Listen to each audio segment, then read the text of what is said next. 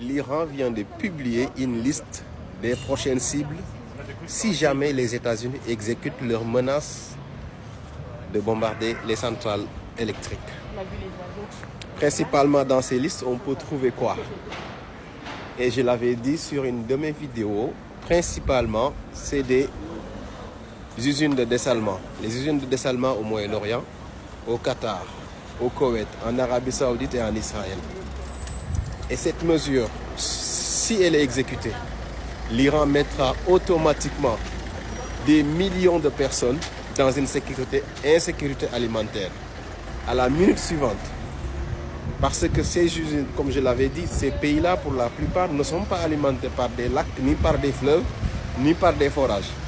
Mais ils sont exclusivement alimentés par des usines de dessalement. En Arabie Saoudite, en Israël, aux Émirats Arabes Unis. Tous ces pays aujourd'hui alliés des États-Unis risquent de plonger directement dans l'insécurité alimentaire.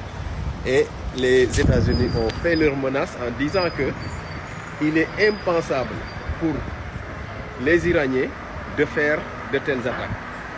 Et moi, je pense que les États-Unis sont un peu dans l'hypocrisie parce que c'est eux-mêmes qui décident de bombarder. Donc, si vous décidez de bombarder et que l'autre va riposter, c'est normal, lui aussi, il va chercher là où ça fait mal. Et tout le monde sait que là où ça fait mal, plus pour faire des soulèvements populaires, c'est vraiment toucher les usines de dessalement dans le Moyen-Orient. Tous les pays du Golfe sont dépendants des usines de dessalement pour alimenter leur population en eau. Ça, c'est sûr. Donc, l'Iran a très bien vu ce qu'il faut faire. Est-ce que vous avez beaucoup de points d'accord avec l'Iran? Bon, il y en a beaucoup. Sur 15 points. 15 points d'accord. Je pense qu'Israël serait très heureux. Nous avons déjà parlé à Israël. Il serait très content. C'est une paix. Ce serait une paix garantie à long terme pour Israël. Et si cela devait se produire, je ne peux pas le garantir, mais je pense que ce sera le cas. Et tout ce que je fais, toute ma vie, ce sont des accords. Pourquoi est-ce que ça ne se produirait pas? Demain matin, à un moment donné, à leur heure, nous devions faire sauter leurs usines électriques les plus importantes qui coûtent plus de 10 milliards de dollars à construire. Donc ça aurait été une véritable perte sur le plan financier. Il y a un tir, avec un seul tir, tout s'écroule. Pourquoi est-ce qu'ils voudraient cela? Donald Trump, nous avons anéanti leurs dirigeants. Puis aujourd'hui, j'ai eu une discussion productive avec leurs dirigeants. Lesquels? Des fantômes? Trump, j'ai rayé l'Iran de la carte, puis l'Iran doit immédiatement ouvrir le détroit d'Ormuz. Trump, les Iraniens n'ont plus de missiles ni de drones, puis les Iraniens tirent dans tous les sens et ce n'est pas bien. Trump, j'ai gagné la guerre. Il n'y a pas de cessez-le-feu, il n'y en aura pas, parce que c'est un régime terreau-terreau, nous les avons écrasés. Puis aujourd'hui, je vous annonce un cessez-le-feu de 5 jours. L'Iran doit désormais se reconstruire. Nous voulons la paix au Moyen-Orient, nous ne voulons plus de guerre. Et pendant que Donald Trump se contredit, l'Iran a de nouveau bombardé aujourd'hui. Quelle farce, quel échec et quel mensonge flagrant. Pendant que Trump tente de jouer sur les tendances du marché un lundi matin, l'Iran reste inflexible. Aucun contact direct ou indirect n'a accepté pour l'instant. C'est une honte.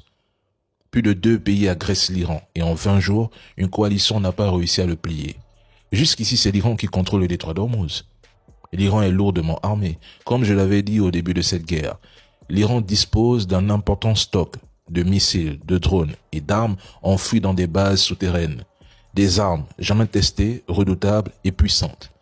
Trump envisageait de déployer des troupes, n'est-ce pas? Qu'il le fasse. Il ne doit surtout pas reculer maintenant, car l'Iran n'est plus dans le jeu de la farce des négociations, ça c'est terminé. C'est l'Iran qui décidera du jour de la fin de la guerre. Pas d'inverse. Donald Trump veut arrêter sa guerre le 9 avril 2026, les amis, après avoir attaqué l'Iran. C'est vraiment un truc de fou de ça, que c'est une source très sûre, un responsable israélien a déclaré à Yediot Aharonot que Washington a fixé le 9 avril comme date cible pour mettre fin à la guerre avec l'Iran. C'est probablement, mes amis, net de faire ça, parce que vous devez savoir que Donald Trump est en train de comprendre que faire une guerre à l'Iran enrichit l'Iran. enrichit désormais l'Iran jusqu'à ce que l'Iran ferme le détroit d'Ormuz, mais de manière partielle, et permet aux autres bateaux, aux autres pétroliers de rentrer. Mais les Américains, les Israéliens et les alliés aussi des Américains et Israéliens n'ont pas le droit de rentrer dans le détroit d'Ormuz. Et aussi, les Iraniens exigent que ce détroit d'Ormuz, à travers évidemment des navires qui arrivent dans le détroit d'Ormuz, puissent acheter le pétrole en yuan, les amis. À travers, vous savez très bien, ils ont commencé avec le Japon. Et selon les informations, le Japon veut aussi, mes amis, acheter ce pétrole en yuan. C'est incroyable ce qu'on entend. Donald Trump pensait que le fait de pouvoir éliminer le guide suprême de l'Iran, c'était totalement fini. Il s'aperçoit en éliminant le guide suprême de l'Iran et en éliminant encore davantage les hauts responsables, le régime, comme ils le disent, entre guillemets, allait s'effondrer. Mais ils se sont rendus compte que le régime continue de fonctionner, selon eux. Que l'autorité de l'Iran continue de fonctionner. La tête tombe, mais une autre tête se lève. C'est vraiment un truc de fou. Donc là, vous constatez que il élimine Khamenei pour remplacer Khamenei. Vous comprenez de quoi je veux parler? Je réponds, les amis, c'est vraiment un truc de fou. Et il élimine Khamenei pour remplacer Khamenei, son fils. C'est vraiment un truc de fou. Donc là, il a déclenché encore une deuxième révolte. Parce que ceux qui sont là maintenant, vous allez savoir que c'est, mes amis, des crânes brûlés désormais. C'est vraiment un truc de fou. Parce qu'ils sont 2 fois plus encore méchants, 2 fois plus, mes amis, comme on le dit dans le jargon, méchant, vous devez le savoir, que le guide suprême de l'Iran. Parce que le guide suprême de l'Iran, mes amis, il était dans une sagesse extrême et il a tenu à beaucoup de choses. Mais depuis que le guide suprême de l'Iran est parti, vous voyez tout ce qui est en train de se passer, des bombardements, même sont arrivés, mes amis, du côté de d'Imona, les gars, en Israël, là où abritent les installations nucléaires, bien évidemment, vous devez le savoir, d'Israël. Et vous avez vu combien de fois les missiles ont frappé et le dôme de fer, mes amis, était ivre lorsqu'il a vu les missiles balistiques de l'Iran arriver. L'Iran montre à travers la supériorité de la missile que le ciel israélien est désormais à ciel ouvert et n'est plus protégé. Parce que les dômes de fer n'arrivent plus à pouvoir intercepter les missiles de l'Iran. À travers les missiles à fragmentation, à travers les missiles aussi balistiques hypersoniques, toutes sortes de missiles que l'Iran utilise. Et l'Iran nous signifie qu'ils ont utilisé que 15%. Que 10% de les capacités, ils sont même pas encore arrivés à 50%, les amis. Et ce qui veut dire que l'Iran montre à travers ça que l'autonomie de la guerre, c'est-à-dire la fabrication des missiles à chaîne continue, c'est-à-dire en 24/24, ils fabriquent aussi des drones 24/24, ce qui est sûr et certain, les Américains ne savent même pas ni quantifier le nombre de drones et le nombre de missiles que les Iraniens ont, les amis. Donc là, Donald Trump qui veut arrêter sa guerre le 9 avril, ce qui veut dire que, selon les informations, on a du côté des Israéliens, du côté de l'Arabie Saoudite, du côté des Émirats Arabes Unis, qui nous signifie qu'ils ont peu de missiles intercepteurs pour pouvoir évidemment intercepter les missiles de l'Iran. C'est incroyable ce qui est en train de se passer. Donc ce qui veut dire que là, le fait de pouvoir fixer le 9 avril comme la date, de pouvoir bien évidemment mettre cesser le feu, ce qui veut dire que les États-Unis sont en train de capituler. Malgré l'Armada qui est arrivé, malgré les porte-avions, les sous-marins, etc., ne suffisent pas pour pouvoir, bien évidemment, vous devez le savoir, déstabiliser l'Iran. L'Iran est positionné sur une zone géographique, et qui est une bénédiction d'ailleurs, qui fait de sorte que les Américains sont complètement acculés. Jusqu'à ce que Donald Trump demande la grande puissance mondiale, Donald Trump qui vante avec un budget militaire de 1000 milliards de dollars, n'arrive pas à ouvrir le détroit d'Ormuz et demande à l'OTAN de le faire, les amis.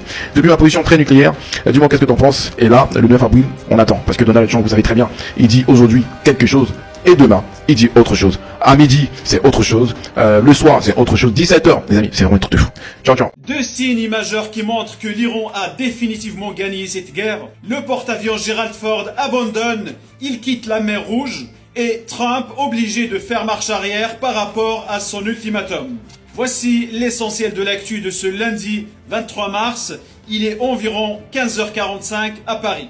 Une victoire, ce n'est pas la première pour les Iraniens. Trump vient de reculer. On peut le lire, il reporte toute action militaire contre les centrales électriques et les infrastructures énergétiques iraniennes.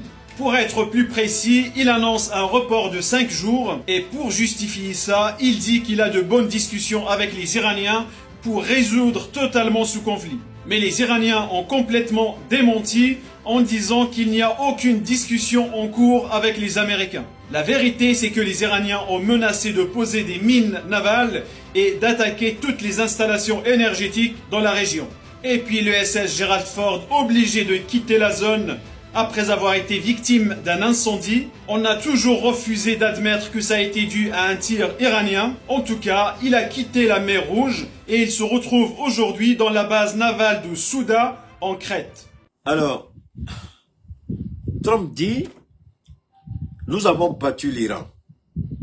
Trump dit, toutes les capacités militaires de l'Iran ont été complètement et entièrement détruites.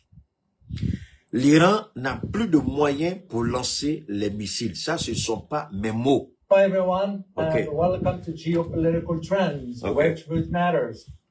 Imagine waking up tomorrow to news that Saudi Arabia, United Arab Emirates, Kuwait, and Qatar, 4 of the wealthiest nations, have quietly begun now pulling their money out of the United States economy.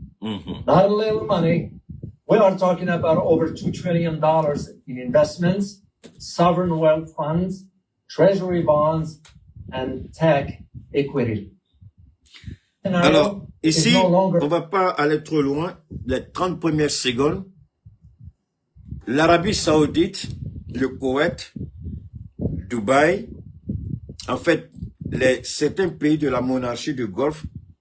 Je me rappelle, quand je donnais cette information la dernière fois, il y a un petit plaisantin ivoirien qui a dit que c'était des informations de comme l'intelligence artificielle, que c'était pas fondé. Les documents sont là. Je vais vous montrer les documents le temps que la télé se connecte. Les documents, c'est avec des documents et preuves à l'appui qu'il parle. Permettez-moi de faire un petit retour. Je vais vous faire écouter. Hi everyone, and welcome to Geopolitical Trends, where truth matters. Imagine waking up tomorrow to news that Saudi Arabia, United Arab Emirates, Kuwait, and Qatar, 4 of the wealthiest nations, have quietly begun now pulling their money out of the United States economy. OK. Not a little money. Well, Alors, il dit, imaginez, vous vous réveillez un matin, il a cité les 4 pays du Golfe, ils sont en train de retirer leur argent doucement, doucement de l'économie américaine. C'est ce que je vous ai dit à l'entame de mes propos par rapport à ce direct. J'ai dit, beaucoup de choses se passent, mais on ne prête pas attention. L'Iran a déjà gagné cette guerre à tous les niveaux. Sur le plan stratégique, l'Iran a gagné. Ne vous fiez pas seulement aux destructions des bâtiments que vous voyez à Téhéran. Je vous ai toujours dit, la guerre entraîne des dommages. Il y a des effets collatéraux. On aurait souhaité ne même pas avoir une guerre. Mais puisque la guerre a été imposée, on l'a su, on l'a fait. C'est la même chose avec nous. L'Iran n'est pas l'agresseur. L'Iran a été agressé comme nous dans le Sahel, nous sommes agressés. C'est une guerre hybride que nous menons ici. Des sponsors étatiques financent le terrorisme pour attaquer notre économie, pour déstabiliser nos régimes, parce qu'on a choisi la souveraineté. Alors, ceci dit, dans une seconde, je vais vérifier l'autre côté. Je vais carrément oublier ça. Alors donc, l'Iran, en menant cette guerre, vous l'avez entendu, mais certainement vous ne l'avez pas beaucoup cogité, les pays du Golfe sont exposés. Alors qu'il y a ce qu'on appelle un accord de principe entre ces monarchies du Golfe et les États-Unis. Je vous ai dit que quand on parle de pétrodollar, c'est la puissance américaine qui constitue la garantie du dollar. À cette époque, il y a des petits plaisantins qui disaient qu'ils étaient plus économistes que Keïta. Je ne le suis pas. Et quand je dis c'est la puissance de feu des États-Unis qui garantit le dollar, on ne m'a pas écouté parce que c'est pas ce que le petit blanc vous enseigne, là où vous allez prendre vos cours dans les universités. Moi, c'est Allah qui m'aide dedans. Accepter Keïta s'en fout. Refuser Keïta s'en fout. Est-ce qu'aujourd'hui, Dieu ne m'a pas donné raison? Le fait que les Américains sont incapables d'assurer la sécurité de ces pays ont décidé de retirer leurs fonds de l'économie américaine. Donc, la puissance de feu qui garantit le dollar n'a pas agi comme il le fallait. Ce n'est pas tout. Ces pays ont décidé désormais de ne plus vendre uniquement leur pétrole au dollar, puisque la puissance de feu du maître à penser, de la pensée unique, l'idiot qui est au pouvoir aux États-Unis, ils se sont rendus compte que l'Amérique Ce sont des beaux discours. Et j'aime beaucoup mon président, le capitaine Ibrahim, qui aime rappeler cette belle maxime. Le flatteur vit aux dépens de celui qui l'écoute. On nous a vendu un mythe. On nous a vendu une puissance. On nous a vendu une illusion. On a cru à ça. On a même enseigné ça dans les écoles. Ça est dans nos manuels. Moi, j'avais un professeur d'histoire, monsieur Bakari. Il était grand comme ça, un peu noir. Je crois que c'est un Koyaka. Tellement le monsieur aime les États-Unis. Je crois que finalement, j'ai une amie là qui m'a dit, ah Keita, est-ce que tu sais que Bakari est parti aux États-Unis? Tellement il aimait les États-Unis. Quand il vous donne le cours d'histoire sur les relations internationales, vous restez tranquille. Il a allé, il a goûté. Le temps que moi j'arrive, il est rentré. Parce que c'est ce qu'il a vu là-bas, là. Avec ce qu'il a appris à l'université et ce qu'il nous donnait comme chose, comme cours là. C'est pas la même chose. Il est rentré en Côte d'Ivoire. Est-ce qu'il a fait 5 ans? Il n'a même pas fait 5 ans là-bas. Alors, on nous a vendu une illusion. Maintenant, voilà un pays sous sanction qui défie la première puissance militaire au monde. Ils sont incapables. Et chaque fois que l'Iran donne une version, ils sortent, ils manipulent et puis donnent leur propre version. Dieu merci, nous ne sommes pas les seuls, parce que quand on va parler, on dit c'est intelligence artificielle. Sinon on parle, on dit c'est intelligence artificielle. Alors que tout ce que, non, moi en tout cas, ce qui me concerne, c'est plusieurs sources qui disent la même chose. Je ne vais jamais écouter, regarder une seule source et puis venir vous parler. Quand quelqu'un a dit, c'est dit d'accord. J'ai un autre moyen de vérification. La vérification à 2 temps, 3 temps, 4 niveaux.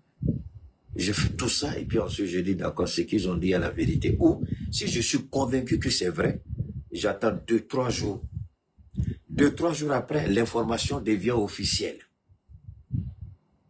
Alors, pourquoi les Américains ont perdu cette première partie de la guerre? La puissance américaine repose exclusivement sur le Moyen-Orient. Les bases militaires, la vente du pétrole en dollars. Vous n'avez même pas une idée de ce que ces monarchies-là donnent comme cadeau aux Américains. Le fait d'utiliser le système SWIFT seulement, juste un système mis en place, par an, ce sont des milliards qui rentrent, des milliards de dollars qui rentrent dans le trésor américain. Personne ne travaille. Personne ne travaille. Personne ne travaille. Je vous explique, c'est un système mis en place, c'est fini. Et chaque fois que vous utilisez le système, directement, vous donnez l'argent au trésor américain sans savoir comment. Quand ce système-là est remis en cause, parce que c'était le seul système valable avant la guerre de l'Ukraine. Il n'y en avait pas deux. Les BRICS avaient commencé à mettre en place leur propre système. Les Chinois avaient commencé à mettre en place leur propre système. Les Russes, les Brésiliens. Mais pour que tout cela soit opérationnel rapidement, il a fallu l'agression, ou du moins, comment on appelle ça? Opération spéciale russe en Ukraine. Avec les sanctions, les Chinois ont tout de suite activé pour eux. Les Brésiliens ont activé pour eux. Les BRICS ont commencé à mettre pour eux en place. La Russie, ça marche déjà. Alors quand, je vous dis, le direct de Julien est trop doux, c'est pas vrai. Les Américains disent, je vous l'ai dit ça la dernière fois, non? Européens, si vous voulez mourir de froid, nous on s'en fout, nous on a levé les sanctions, on a besoin de pétrole russe. On ne va pas acheter directement la Russie, mais on va demander à l'Inde d'acheter la Russie pour mélanger avec les autres pétroles que l'Inde achète ailleurs. Et puis ça vient aux États-Unis, non pas comme le pétrole russe, mais comme le pétrole indien. Ah.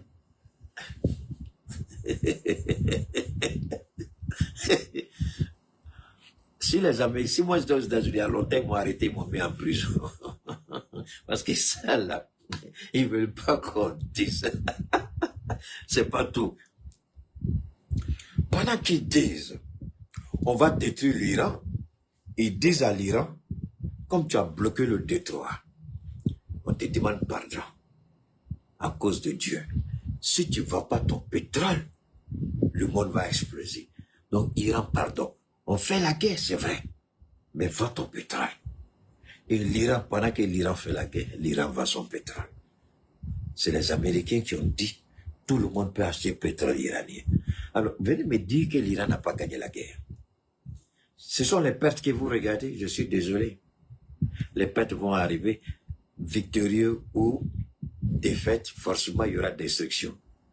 Puisque les armes qu'on utilise, ce sont des armes de destruction. Forcément il y aura destruction. Mais l'Iran vend son pétrole. L'Iran n'a pas refusé. L'Iran vend. Les Américains ont besoin de ça. Alors, je continue. Donc, le document dont il est question, voilà ici, je vais essayer de voir si je peux, voilà, je peux agrandir un peu ça en anglais. C'est le document qui est là, authentifié. Les États-Unis sont en train d'être, l'économie américaine est en train d'être pressée. Les monarchies du Golfe sont en train de retirer leurs capitaux. Mais attention, combien il s'agit? Il s'agit de 3 à 4 000 milliards de dollars. Je répète, c'est entre 3 000 et 4 000 milliards de dollars. Vous pensez que ça c'est petit argent? Je répète, c'est l'argent qu'ils ont injecté dans l'économie américaine.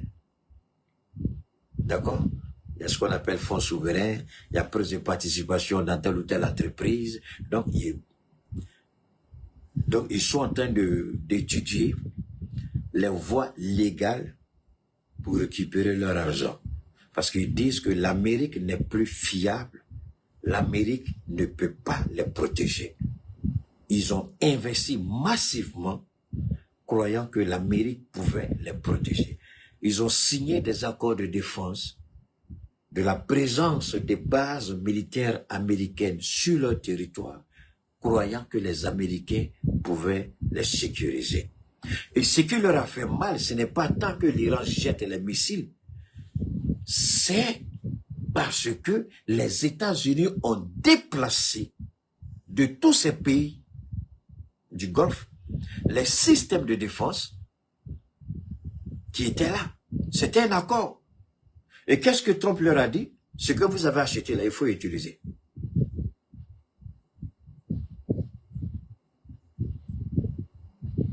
Mon ami, si l'Amérique, toi, je ne sais pas dans quelle planète tu viens, si l'Amérique n'est pas faible, moi je m'en fous. Je m'en fous que l'Amérique soit faible ou pas. Voilà, donne-moi une seconde. Moi je sais pas, peut-être que tes parents t'ont mis à l'école, ils pensent qu'ils ont investi en toi, mais Mohamed, quoi, là même, tes parents doivent regretter de savoir pourquoi ils t'ont mis à l'école. Parce que tu n'écoutes pas avec l'intelligence. Tu écoutes avec ta grande gueule, mais tu n'écoutes pas avec les oreilles de l'intelligence. Et je vais continuer à dire ce que j'ai envie de dire. Maintenant, tu m'énerves avec tes bêtises là, parce qu'il y a des commentaires que je laisse, mais des commentaires même qu'un idiot, un imbécile que je ne considère même pas au dehors, qui ne va jamais faire, et puis tu viens faire ça dans mon direct, je te chasse de mon direct. Voilà. Je ne suis pas contre les commentaires, mais les commentaires abrutis, là, je les chasse. Alors donc, mais je répète, les Américains ont pris les systèmes de défense, ils ont orienté vers, d'abord, ce qui doit aller en Israël est parti en Israël pour renforcer, puisque Israël, pendant la guerre de 12 jours, avait épuisé pratiquement son stock. Alors, si vous épuisez vos stocks, mais je m'arrête là une petite parenthèse. Pourquoi Israël, qui a mené la guerre de 12 jours et qui a été contraint d'aller à un cessez-le-feu, lance encore une nouvelle guerre alors qu'elle n'a même pas eu le temps de remplacer son stock de projectiles, ce qu'on appelle les missiles intercepteurs. Parce que Israël, qui a déjà infiltré le Pentagone, n'oubliez pas ce que je vous ai dit la dernière fois, qu'il y a des officiers du Pentagone qui sont très énervés parce que les officiers du Mossad qui sont là-bas, c'est eux qui prennent les décisions. Donc, en lançant cette guerre contre l'Iran aujourd'hui, les officiers du Mossad à l'intérieur du Pentagone savaient combien disposent les États-Unis en termes de missiles intercepteurs placés dans le Moyen-Orient. Et les monarques ont des conseillers. Ils leur ont dit qu'ils savaient que le stock israélien était à un seuil critique. Donc quand les Américains sont venus récupérer, ils leur ont dit, vous n'avez rien à craindre, les intercepteurs qu'on a laissés dans nos bases là peuvent vous aider, d'accord, avec ce que vous-même vous avez. Donc ça là, c'est pas grave, on va amener. Et puis ils ont pris. Et ça, c'est quelque chose qui leur a fait mal. Pas seulement qu'ils ont pris, mais ils voulaient voir d'abord les effets. Ils disent, vous provoquez une guerre sans nous consulter. L'accord qu'il y a entre nous, vous dites, on prend les intercepteurs qui nous appartiennent. Vous avez déjà les intercepteurs qu'il vous faut. On a déjà des intercepteurs au niveau de nos différentes bases. Et ils ont donné tellement de trucs à ces gens-là qu'ils ont cru, ils ont gobé. Parce qu'ils avaient 2 porte-avions, effectivement, qui étaient là. Ils avaient aussi des destroyers qui étaient là. Donc, ils disent, nos porte-avions sont là, nos destroyers sont là, d'accord? On a nos F-35 qui sont là, on a nos F-16, on a nos F-22, on a les, comment vous appelez ça même, les drones, les Q quelque chose. Et donc, ils ont vendu le rêve. Et ces pays-là ont cru à ça, à tel point de dire à l'Iran, non, non, non, on n'est pas dans la guerre, faut pas utiliser, mais tu n'es pas dans la guerre là. Pourquoi tu laisses les gens utiliser ton territoire pour... Attends, moi ma maison fait face à votre maison. Vous êtes assis devant la porte, et puis de votre cour, on lance des cailloux sur moi. Et vous me dites, moi je suis pas dedans, Keïta. Mais c'est toi le propriétaire de la cour. Quelqu'un lance cailloux à partir de chez toi, et tu me dis, tu n'es pas dedans, tu n'es pas dedans. Alors, pourquoi tu ne dis pas à la personne, si tu veux lancer caillou, là, sors, va quelque part et puis lance ton caillou. Pourquoi tu laisses la personne lancer les cailloux à partir de ta maison? Donc, ce que j'ai fait, j'ai réuni toute la famille. J'ai ramassé tout ce que vous avez comme cailloux et puis commencé à bombarder là-bas. C'est comme ça. Mais c'est ce qui s'est passé avec l'Iran. Faut pas aller chercher midi à 14 h. La réponse, elle est très simple. Vous serez dû dire aux Américains, vous voulez faire cette guerre? Pardonnez. Prenez tous vos avions, vos trucs là, allez ailleurs et puis faites votre guerre. Mais ne lancez pas à partir de chez nous. C'est ce que l'Iran a dit. Tant qu'on va lancer à partir de chez vous, on va frapper. Si on ne lance pas à partir de chez vous, on ne frappe pas. Mais vous n'êtes pas les seuls pays au monde. Les Américains, ils ont des alliés partout dans le monde. Pourquoi les Iraniens ne frappent pas en Afrique? Pourquoi ils peuvent frapper en Égypte? L'Égypte est un allié des États-Unis. Ils peuvent frapper en Égypte. Ils peuvent frapper au Maroc. Vous croyez que les missiles iraniens n'ont pas la portée d'atteindre l'Égypte ou le Maroc? Mais pourquoi ils ne font pas ça? Parce que le Maroc n'est pas utilisé par les États-Unis. Si le Maroc avait été utilisé, le territoire marocain serait frappé. Si l'Égypte avait utilisé, le territoire égyptien serait frappé. Mais vous avez laissé votre territoire. C'est pourquoi ils disent, tant qu'on utilise votre territoire, nous, on va riposter. Et c'est tout à fait normal. Maintenant, ça, c'est quelque chose qu'il faut retenir. Maintenant, les pays du Golfe se réunissent. Ils disent, comme c'est comme ça, on n'a pas été consulté. Et on est en train de payer le prix. C'est un traumatisme. On n'était pas habitué à ça. Nos investisseurs sont en train de déserter. Si nos investisseurs désertent, nous aussi, nous allons déserter de l'économie américaine. Donc voilà pourquoi ils sont en train d'analyser toutes les voies légales pour récupérer les 3 000 et 4 000 milliards de dollars. Les retirer de l'économie américaine. Voilà pourquoi ceci vous permet de comprendre la rhétorique de Trump.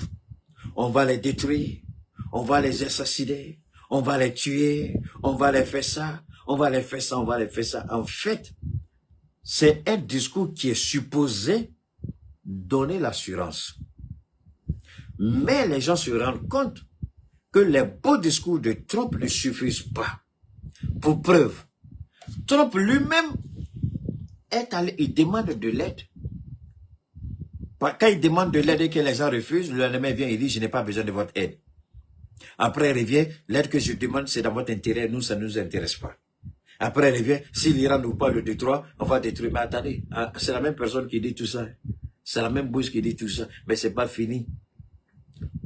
Benjamin Netanyahu lui-même est entré dans la danse. Il a été traumatisé hier nuit. Alors, pour un pays que vous prétendez avoir affaibli, pour un pays qui n'a plus les moyens de se projeter, pour un pays, vous dites qu'il ne dispose plus de bateaux, alors que la plupart des bateaux iraniens, ce sont des bateaux kamikazes, chargés d'explosifs.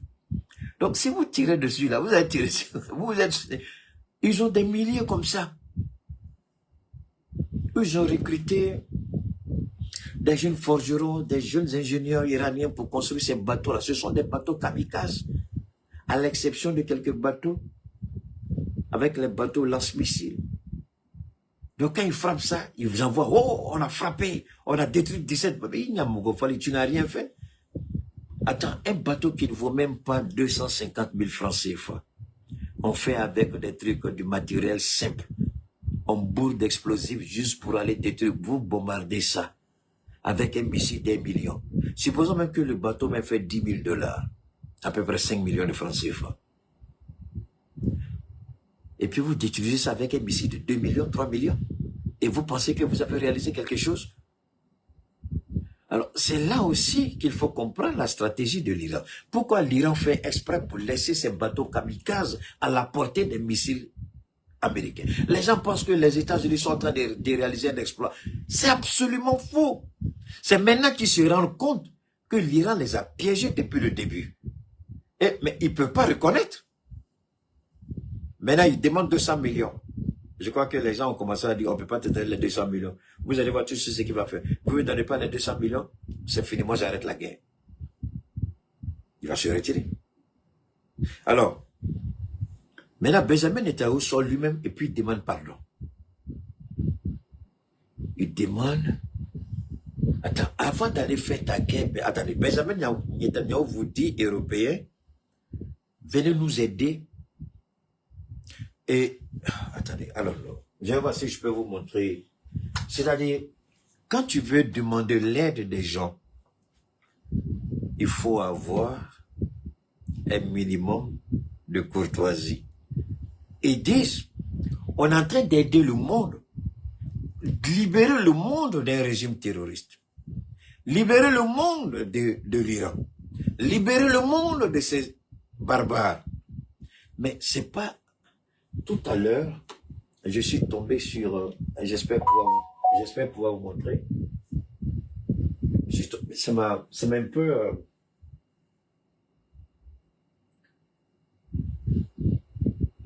ok, d'accord. Alors,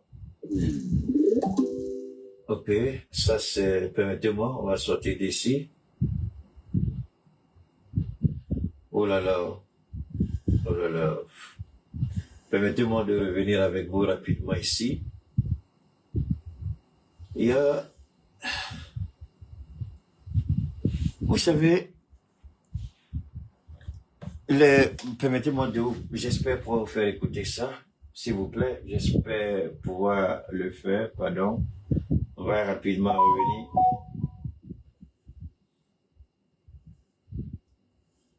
Je vais voir si je peux vous faire écouter ça. Voilà, c'est là. Je crois que c'est ça. Voilà, c'est là. Je crois que c'est ça. C'est cette partie-là. C'est cette partie. Je vais vous faire écouter ça.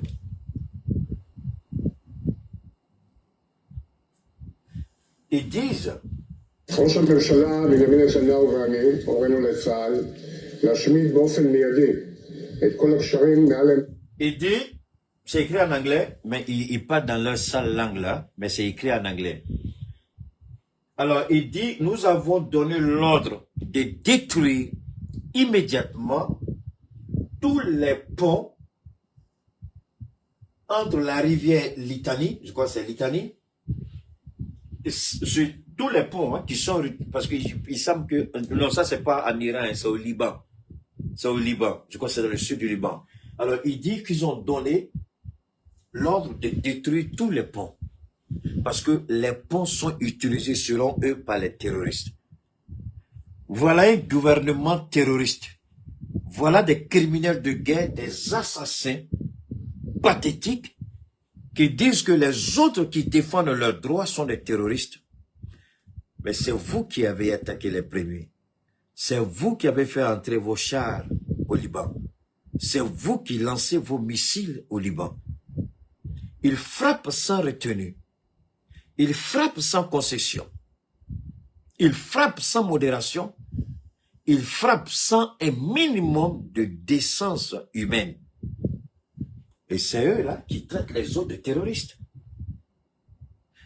Parce que les pays arabes doivent payer le prix pour leur traîtrise. Si les Américains aujourd'hui font la politique d'Israël, c'est parce que les pays arabes ont permis aux États-Unis d'avoir accès à leur sol, à leur territoire. C'est parce qu'ils ont injecté des milliers de milliards de dollars dans leur économie pour permettre aux Américains de faire les bêtises qu'ils sont en train de faire en complicité avec Israël. Alors, ça, c'est pas fini, ça c'est eux. Les ponts dont il est... Voilà, je vais vous montrer maintenant l'image des choses. Je vais vous amener. Mais avant, je vais vous montrer cette image d'abord. Voilà ce dont il est question. Regardez ici, hein, regardez par là. Regardez, hein, regardez là. Vous allez entendre le bruit d'un avion tout de suite et puis boum, c'est parti. Voilà, l'avion arrive. L'avion arrive. Voilà. Vous voyez? L'ordre que je vous ai fait écouter, voilà le résultat qui est là. Alors, est-ce qu'il y avait des civils là? Ils s'en fichent. Est-ce que c'est les êtres humains? Non. Cette guerre, même si on n'est pas d'accord avec les Libanais chez nous en Afrique, c'est pas tous les Libanais qui sont mauvais. Ce n'est pas pour autant qu'il faut applaudir ça. Ça, c'est au Liban. Ça se fait aujourd'hui. Hein. Il y a moins de 2 heures ou 3 heures que ça a été fait aujourd'hui. Quand j'ai vu, il y avait 40 minutes, 40 ou 44 minutes à peu près, qu'ils ont fait. Alors, vous voyez, la force d'Israël réside dans la faiblesse de ses adversaires. Je répète, la force d'Israël réside dans la faiblesse. C'est pourquoi ils ne veulent pas d'un État palestinien avec une armée. Parce qu'ils connaissent le prix. Quand vous regardez ce que l'Iran fait subir à ces idiots, à ces voleurs, à ces terroristes et criminels, on ne peut qu'applaudir l'Iran et demander à Dieu de soutenir ce combat iranien.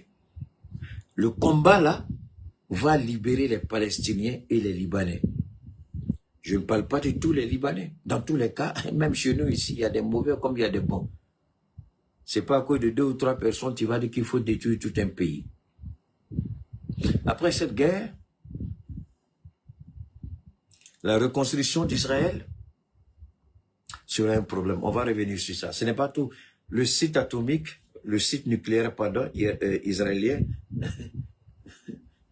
Vous vous rappelez l'image que je vous ai présentée?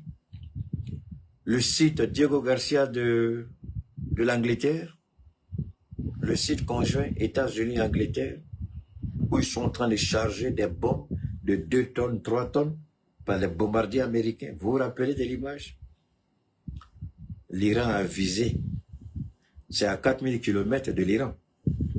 Les gens se sont posé la question, comment le missile iranien a pu survoler tous ces pays-là jusqu'au niveau de Diego Garcia à 4000 km?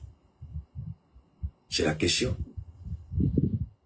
Et l'Iran, quand l'Iran envoie un premier missile, le premier missile permet de calibrer la suite des opérations. Le premier missile n'est pas dit que c'est un test réussi. Non, non, non. Le premier missile permet de calibrer la suite des opérations. Est-ce que l'Iran a toujours fait? Il y a un premier missile qui ouvre la voie. On voit les imperfections, on voit les manquements, on voit les erreurs de calcul, on rattrape et puis on relance. Le deuxième et le troisième, c'est là qu'il y a Tasman qui sort dedans. Donc si ce site a été visé à 4000 km de l'Iran, c'est ce qui a rendu les Européens un peu fous ces dernières heures. Comment l'Iran a pu envoyer un tel missile depuis quand l'Iran a un missile d'une telle portée? Maintenant, Trump a dit, mais attends, tu dis que tu as tout détruit, là, Trump. Mais qu'est-ce que tu as fait? Tu n'as rien fait. Donc, c'est des bâtiments, là, à Téhéran, tu as bombardé, mais tu as fait quoi? Moi, pourtant, je vous ai dit ça. Je dis, attention, les bâtiments administratifs, ces bâtiments-là doivent exister pour symboliser la présence d'un État. Mais le véritable pouvoir de guerre, là, c'est pas dans ces bâtiments. C'est dans le sous-sol. Le sous-sol, là où l'Iran a construit une ville sur une ville. Une ville que personne ne peut avoir accès. Même souvent, les gens utilisent l'intelligence pour faire croire qu'ils ont bombardé c'est faux. Je dis, c'est absolument faux. L'Iran, la manière dont l'Iran a construit le sous-sol, aucune bombe ne peut atteindre. Parce qu'ils savent que construire comme ça, et puis juste quelques mètres, mettre ton système là, c'est fini. On fait entrer une bombe, la bombe explose, tout va. Mais qu'est-ce qu'ils ont fait? Ils ont creusé là. Au moins c'est 1 kilomètre, ils ont fermé. Je dis bien 1 kilomètre, ils ont fermé. Toi, tu crois que si tu descends là, tu vas quelque part. Il y a des pièges. Ils te mettront avec là. Tu restes là-bas, tu sors plus. Donc, ils ont fait, je sais pas comment vous appelez ça. Il y a des jeux où il faut trouver, quand vous entrez, il y a plusieurs voies. Vous prenez cette voie-là, vous allez devant se fermer. Vous prenez une voie, vous allez, c'est pas ce jeu-là. Si vous vous rappelez ce jeu, je sais pas comment on appelle ce genre de jeu-là. Vous voyez, vous pensez que vous avez la vérité, vous tournez, vous allez devant se fermer. Ah! Vous revenez en arrière. Vous cherchez. Mais c'est ce que l'Iran fait. L'Iran, il y a plusieurs voies. Vous entrez, c'est fermé. Tarotala, vous ne savez pas où il faut aller. Et comme il y a des systèmes d'autodestruction qui sont dedans, vous rentrez, vous ne sortez pas. Le sous-sol iranien, tu ne peux pas entrer. Vous ne pouvez pas rentrer et puis ressortir vivant, ce n'est pas possible. Alors, quand vous regardez ça, est-ce que ça c'est une guerre? Vous dites, ce sont des terroristes. Mais au moins, au moment des frappes là, il faut qu'on voit des terroristes. Ce que vous appelez terroristes. Merci beaucoup, le labyrinthe David, merci beaucoup. Le jeu du... voilà, c'est un véritable labyrinthe. Tu sais, tu tournes et ils le savent très bien avec des systèmes d'autodestruction. Tu rentres net, tu déclenches le système, c'est fini, il n'y a plus de voie de sortie. Alors, ici, est-ce que vous voyez des terroristes ici? Regardez la voie, il n'y a pas de terroristes. Il n'y a pas de terroristes. Regardez ici, il n'y a aucun terroriste sur la voie. Regardez vous-même la voie, là. Il n'y a aucun terroriste. Je peux ramener en arrière. Vous allez voir, il n'y a aucune activité humaine. Je vous ramène ça en arrière. Je vous ramène ça en arrière. Ok. Ok, j'arrête là. Regardez la voie. Dites-moi, est-ce qu'il y a une activité humaine ici? Regardez, il n'y a aucune activité humaine. Aucune activité sur la voie. Aucune. Mais vous avez bombardé. C'est pourquoi cette guerre, ça c'est au Liban, c'est pas en Iran. Cette guerre, Israël ne la gagnera pas. Et comme nous savons tous que nous servons le Dieu de la vérité, de la justice, au nom de ce Dieu-là, Israël ne peut pas gagner cette guerre. C'est pas possible. Ça fait beaucoup trop longtemps que Israël agit impunément. Il est temps que Israël paye. Regardez ça encore. Je vous montre ça encore. Ça ici. Regardez ce bâtiment. Toujours, nous sommes au Liban. Hein. Regardez ce bâtiment.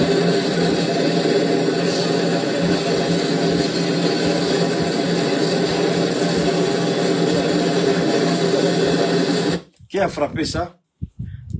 c'est Israël. C'est toujours au Liban. C'est toujours au Liban. C'est toujours au Liban. Mais quand vous frappez ça, quelle intelligence, quand je dis intelligence et renseignement, quel renseignement vous avez sur ce bâtiment? Est-ce qu'il y a des enfants dedans? Est-ce qu'il y a une femme enceinte dedans? Est-ce qu'il y a une personne âgée dedans? Tout ça, c'est pas le problème d'Israël. Et on nous dit que Israël est dans son droit. Vous voyez l'hypocrisie de l'Europe. Voilà. C'est un bâtiment civil. Mais maintenant, quand l'Iran frappe, ils sont les premiers à dire que l'Iran a bombardé des bâtiments civils. Mais eux, ils présentent ça comme un bâtiment abritant les terroristes. Eux, ils ont la vérité. Eux, ils disent la vérité. Mais les autres sont dans le faux. Alors, vous voyez, c'est-à-dire que c'est cette façon de réfléchir que j'ai un sérieux problème avec. Vous n'êtes pas obligé d'être d'accord avec moi. Mais chacun de son côté doit être certain qu'il détient une part de vérité. Mais ne pas traiter l'autre comme un sous-homme, un sous-être, qui n'a pas le droit à la parole, qui n'a pas le droit à la vie, et tout ce qui est bien sur cette terre, la personne n'a pas droit à ça. En fait, quand je vous disais la dernière fois qu'on se parlait, que Israël veut dominer le monde, mais Dieu ne permettra jamais à un régime criminel et terroriste de gouverner le monde. C'était, oui, l'intention au départ. Mais quand Dieu a dit ça, quelle était l'intention réelle de Dieu? Tu ne peux pas prendre la Bible ou la Torah ou le Coran et puis le lire comme un livre, comme un manuel scolaire. Le Coran ne se lit pas comme un manuel scolaire. Le Coran se lit avec l'aide de l'Esprit de Dieu pour comprendre la profondeur du message. C'est pareil pour la Torah et la Bible. Quand vous en faites une lecture simpliste, académique, poétique, littéraire, je suis désolé, ça ne fonctionne pas. Ça ne fonctionne pas. Et cette promesse a été annulée il y a longtemps. Ça n'existe plus. Alors, maintenant, je vais vous faire voir ceci encore.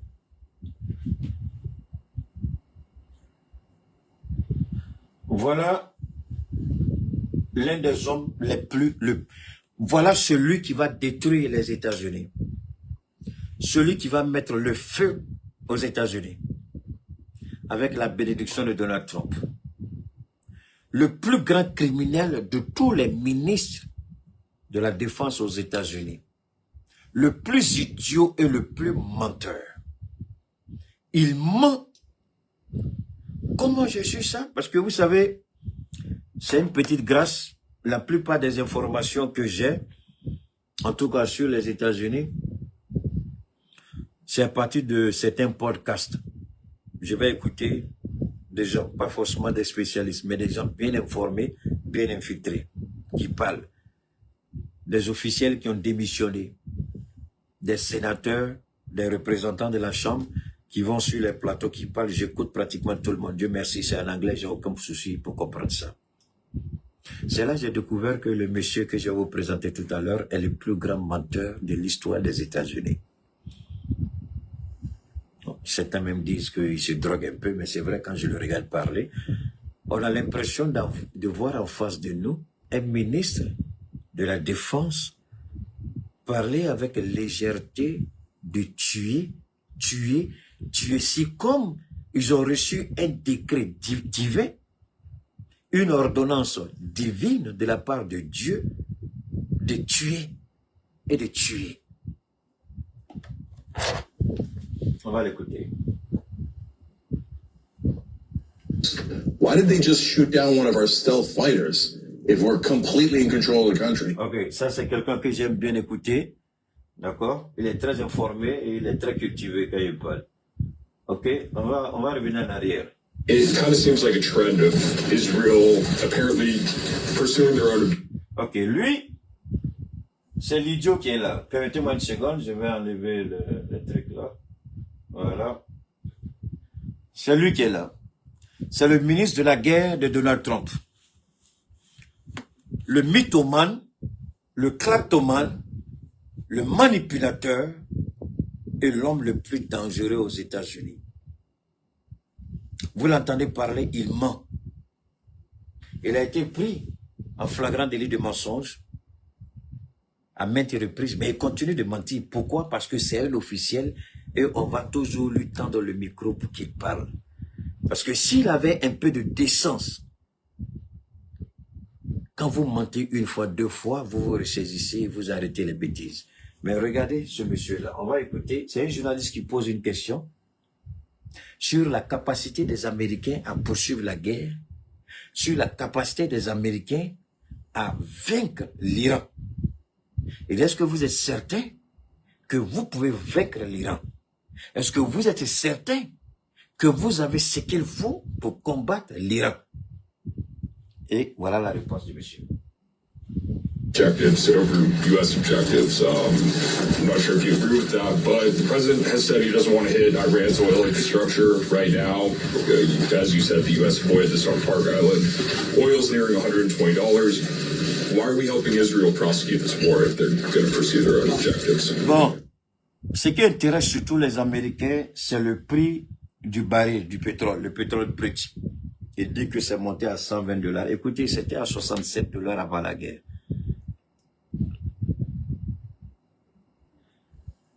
Est-ce que vous comprenez?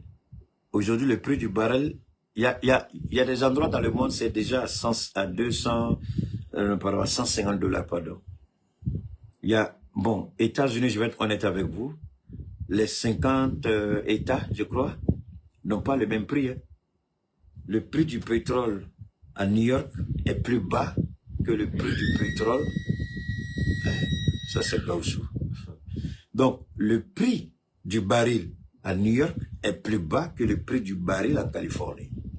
Au Texas, c'est plus bas qu'en Californie. Donc, il y a les frais de livraison, de transport qui sont appliqués. Ce qui fait que dans certaines régions, vous avez le prix du baril qui est à $100, il y a d'autres où c'est à $110, il y a d'autres où c'est à $113, il y a des endroits où c'est à $120. Mais évidemment que cela se répercute directement à la pompe. Et c'est ça. Et aujourd'hui, Trump, si d'ici au maximum 2 semaines, Trump n'a pas une issue favorable, il va laisser tomber la guerre parce que ce qui se présente n'est pas bon pour lui. Tous ceux qu'il a choisis, selon les sondages, même si je ne crois pas trop aux sondages, il est perdant dans tous les États. Il va perdre le contrôle du Capitole. Il va perdre le Sénat. Il va perdre la Chambre des représentants. Il va perdre, en un mot, le Congrès. Et s'il perd le Congrès, ce n'est pas tant perdre le Congrès parce que ça arrive. Ce sont les implications. On va maintenant, si les démocrates viennent au pouvoir, les démocrates vont lui poser la question. Pourquoi cette guerre? Toutes les questions auxquelles il refuse de répondre aujourd'hui, avec le soutien et l'aide, non, faut aller après. Tout ce qu'il veut faire aujourd'hui, avec l'aide et le soutien des républicains, il n'aura plus ce soutien-là s'il perd la majorité. Donc, Trump a une nuit noire. Contrairement à ce que les gens veulent nous faire croire que Trump il est garçon. Non. Parce que s'il perd le Congrès, les démocrates, ils sont rancuniers, les policiers américains. Ça, je vous dis, ils sont très, je les connais. Ils sont très rancuniers. Parce que Trump est venu avec la majorité. Et il doit aller normalement au cours du mandat, si sur les 2 ans, au cours du mandat,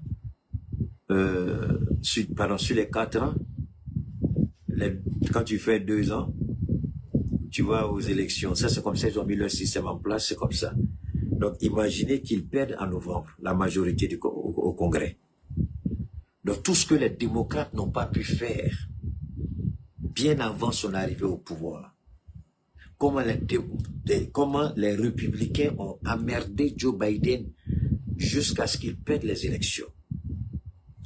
les démocrates auront leur mot, leur revanche sur Trump. Et Trump le sait mieux que n'importe quelle personne au monde. Malgré la grande gueule qu'il a, il sait que les démocrates associés, comment on appelle ça, à la Cour suprême, c'est fini pour lui. Trump, il le sait très bien. Trump le sait. Il perd le Congrès. Déjà, il n'a plus le soutien de la Cour suprême parce qu'à cause des bêtises qu'il fait, la Cour suprême le ramène chaque fois à l'ordre. Imaginez qu'il perde alors le contrôle du Congrès. Là, les démocrates, ils ne pourront pas travailler parce qu'à chaque instant, ils vont appeler quelqu'un pour devenir s'expliquer. Et le gars, hein, sa grande gueule, là, il va s'expliquer devant les sénateurs. Ils seront oubliés parce qu'ils ont aussi des moyens. Hein. Les gens pensent que le président est tellement puissant. Non, c'est parce que tu ne connais pas le système américain. Le président, pour le moment, il est puissant parce qu'il a la majorité. Mais s'il perd la majorité, les gens, soit ils vont le destituer, soit il va sacrifier. Et comme il ne veut pas être destitué, il y a plein de gens que Trump va sacrifier s'il perd le contrôle. Lui, là, il sera sacrifié. Lui, là, il sera sacrifié. Parce que tous les F-16 qui ont été abattus et qu'ils ont cachés. Attention, hein, les Iraniens ont abattu, je crois, à peu près 12 à 13 F-16. C'est pas par terre, hein, en haut, ils ont abattu. Il y a même un pilote israélien qui a été capturé. Ils ont abattu son avion, il est tombé, les gens l'ont attrapé. Il y a des Américains qui avaient tenté d'infiltrer, il y en a qui ont été arrêtés aussi. Donc, il va falloir qu'il explique comment, dans le Moyen-Orient, les Américains ont perdu tout leur système de radar. Rien n'existe aujourd'hui. Tout a été détruit. Mais attention, ce n'est pas des radars, tu vas dans la boutique, tu regardes, tu dis, moi je veux ça, et puis les gens vont venir, vont installer. Non, non, non. C'est sûr de... Sinon, quand tu demandes, il y a des spécifications que tu demandes, il y a des paramétrages. Donc, pour construire un seul, ça prend des années. Puisque un seul peut aller à 2-3 milliards. Donc, c'est pas dans la précipitation. Les gens, il faut le faire. Et encore, est-ce que ceux-là vont vouloir ça dans leur pays encore? Donc, le fait de détruire ça, c'est pas l'argent qui manque aux Américains. Ils trouveront l'argent. Mais, est-ce que ces pays-là vont accepter encore de recevoir ça? C'est pourquoi quand nous disons que cette guerre, les États-Unis l'ont perdue, c'est quand nous mettons tous les éléments ensemble. Si l'Iran n'arrivait pas à tirer un seul missile, nous allons dire l'Amérique a gagné. Mais l'Iran dit, je vais vous faire sortir chaque jour ou chaque 2 jours, je vais faire sortir un nouveau système de missiles que vous n'avez jamais vu. Et depuis le jour, ils ont dit ça jusqu'à aujourd'hui, effectivement, tous les jours que Dieu fait, il y a un nouveau missile qui sort. Et le missile, on a l'impression qu'il est plus dangereux que le précédent. Donc chaque jour, les missiles qui sortent, et puis les missiles, cette fois-ci, ils portent des noms. Les noms de martyrs. C'est avec ça qu'ils frappent Israël et les États-Unis. Et ce qui tue aujourd'hui le Sénat américain, il n'arrive pas à comprendre comment tous ces radars, dès les premières heures de la réplique iranienne, tous ces radars ont été volés en éclats. Les gens refusent de nous dire la vérité. Israël ne peut plus intercepter. Mais on dit que c'est l'Iran qui n'a plus la possibilité de frapper. Parce qu'on veut vendre ce narratif, parce qu'on veut rassurer la base des Trump, parce qu'on veut rassurer les investisseurs, on veut rassurer le marché. Alors que le marché ne coûte plus seulement Trump, mais le marché va s'informer ailleurs. Le marché, c'est qui? C'est vous, c'est moi. C'est ceux qui nous représentent à un certain niveau. Les gens la communication à sens unique, ces idiots de la Maison-Blanche n'ont pas compris que ça ne marche plus. La communication à sens unique, c'est fini. C'est fini. Et tout ce que je dis, je suis convaincu et je sais que certains vont aller faire des recherches sur ce que je dis après, pour vérifier si tout ce que je dis est vrai. Pour dire à quel point la communication n'est plus à sens unique. Oui, pendant que je parle, vous m'écoutez. Mais dès que je finis, certains iront se former. Certains iront faire leurs propres investigations pour savoir où se trouve la vérité ou ne se trouve pas la vérité. Alors, Trump, il envoie un mannequin, et encore s'il était un bon mannequin, mais les gens le traitent qu'il est un peu drogué, quoi, en fait. On dit, il est sous là, il est drogué, il fait trop de bêtises. Et vous allez voir comment il parle. L'arrogance. We hold the cards. Il dit, c'est nous qui maintenons toutes les cartes. L'Iran n'a rien. C'est ce qu'il dit en anglais. We hold the card. D'accord, on va aller. We have objectives. On a les objectifs. On s'en va? Those objectives are clear. We have allies pursuing objectives as well. Nos objectifs sont clairs et on a des alliés qui poursuivent les mêmes objectifs que nous. On va développer tout ça. Hein? On va l'écouter. And the truth speaks for itself. I mean, President Trump was very clear. Et dit, la vérité parle d'elle-même. Wow. Ça, c'est ce que lui dit. Hein? Bon, d'accord. On va continuer. Clear about that. Iran has weaponized energy for decades. Israel clearly sent a warning, and POTUS has made it clear, very clear. Iran knows when you hit Karg Island, and you hit military capabilities on Karg Island, which is the only thing we hit. Bon, il faut être vraiment un idiot pour parler comme lui. L'Iran a toujours fait ce que l'Iran dit que l'Iran va faire. Et si l'Iran tape encore sur le gaz, le champ gazier qatari, mais l'Iran a dit quoi? C'est parce que Israël a frappé notre champ gazier que nous avons frappé le champ gazier du Qatar et nous avons frappé aussi le champ gazier d'Israël. Donc quand vous voyez des idiots comme ça parler et puis ils font pas la part des choses, c'est comme si l'Iran s'est levé et puis allait bombarder le Qatar. Ce qui est absolument faux. L'Iran a répliqué à une agression. Et l'Iran, chaque fois que l'Iran doit frapper, l'Iran avertit. On va frapper et l'Iran frappe. Mais quand vous l'écoutez, vous avez l'impression que l'Iran s'est levé et puis l'Iran allait attaquer le Qatar. Mais l'idiot parle du Qatar. Mais pourquoi il ne parle pas de l'Arabie Saoudite? Pourquoi il ne parle pas du Koweït? Pourquoi il ne parle pas des Émirats Arabes Unis? Pourquoi il ne parle pas d'Israël? Mais tous ceux-là ont eu les champs pétroliers bombardés par l'Iran. Pourquoi c'est seulement du Qatar qu'il parle? Oui, il faut se poser ces questions objectives pour déceler la manipulation linguistique, la communication mensongère, la duperie et la tromperie. Et ça, normalement, c'est le porte-parole du Pentagone qui doit donner certaines informations. Mais quand un idiot vient tous les jours jouer le rôle du porte-parole du Pentagone, en quoi vous et moi on doit s'attendre? Parce que le porte-parole du Pentagone, lui, c'est un ancien chroniqueur. Faut pas, j'allais oublier. C'est un ancien chroniqueur dont il parle. Comme Keïta. Hein? C'est comme si demain, Goïta me dit, hey, Keïta, viens ici. Et maintenant, ministre quelque part. Alors que j'ai un porte-parole, je laisse le porte-parole et puis c'est moi, je viens parler tous les jours. C'est ça. Il était chroniqueur à Fox News, qui est la chaîne de la propagande des Républicains. Je répète, il était chroniqueur là-bas. Vous pouvez écrire son nom, Pete X, il a un sale nom là, Pete X, voilà, Pete X, le ministre de la guerre de Trump. Vous allez voir, vous écrivez chroniqueur Fox News, Pete X. Vous allez voir, il était là-bas. Il était chroniqueur et c'est de là-bas que Trump l'a déniché. Parce qu'il parle. Et Trump a besoin de quelqu'un pour parler. En fait, il n'est pas un stratège militaire. Parce que tous les stratèges ont dit non. Mais comme c'est un homme de la propagande, il travaillait dans la machine de la propagande de Trump, qui mieux que lui pour continuer la propagande? C'est ce qu'il fait. Au prix des vies humaines. Il n'accorde aucune valeur à la vie humaine quand vous l'entendez parler. Ça pue le dégoût. Ça pue la frustration. Alors, on va l'écouter et puis on va avancer rapidement. We can hold anything at issue. Anything. The United States military controls the fate of that country. Il dit les Américains détiennent le destin de l'Iran entre leurs mains.